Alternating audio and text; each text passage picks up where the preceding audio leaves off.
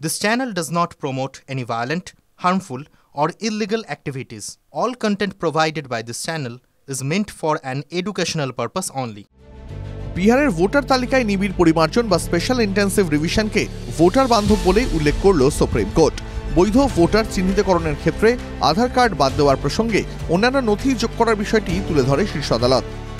এদিন সুপ্রিম কোর্টে বিচারপতি সূর্যকান্ত ও বিচারপতি জয়মাল্য বাগচির বেঞ্চে শুনানি চলছিল। আইনজীবী অভিষেক মানু সিংভি বিহারের এসআইআর এর বিরোধিতা করে সওয়াল করছিলেন। বিচারপতি জয়মাল্য বাগচি বলেন, আধার বাদ দেওয়া নিয়ে আপনার কথা বুঝতে পারছি, তবে বৈধ ভোটার যাচাইয়ের জন্য তথ্য ভোটার বান্ধব। নাগরিকত্ব প্রমাণের জন্য নথির সংখ্যা দেখুন, এতে ভোটারদের আরও অপশন দেওয়া হচ্ছে। 7টির বদলে 11টি নথি রয়েছে। বিচারপতি সূর্যকান্ত একই সঙ্গে বলেন, যদি 11টি নথি চাওয়া হতো তবে তা ভোটার বিরোধী হতো, কিন্তু যদি একটি নথি চাওয়া হয় তবে। আইনজীবী অভিষেক মানু সিংভি বলেন, বাদ দেওয়ার প্রক্রিয়া দেখুন, যদি জমি না থাকে তাহলে অপশন 5, 6, 7 বাদ চলে যাবে। অপশন 1 ও 2 এর অস্তিত্বই নেই, রেসিডেন্সিয়াল সার্টিফিকেট নেই, পাসপোর্ট অনেক বিষয়।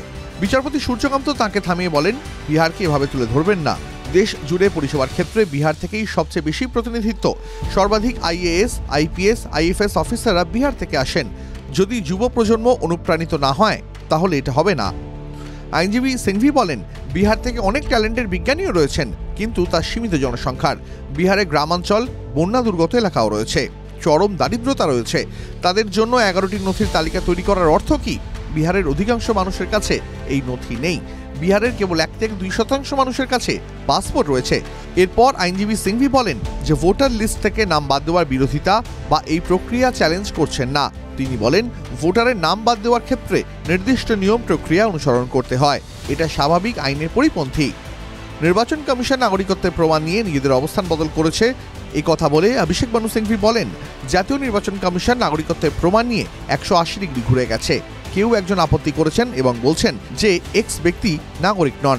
এরপর ইআরও নোটিশ জারি করেন এবং জবাব দেওয়ার জন্য সময় দেন। কিভাবে ম্যাক্রো জুডিশিয়াল টাস্ক 2 মাসের মধ্যে শেষ করতে পারবেন? ডিসেম্বরের পর থেকে এসআইআর করুন, 1 বছর নিন, কারো আপত্তি থাকবে না। TV9 Bangla digital.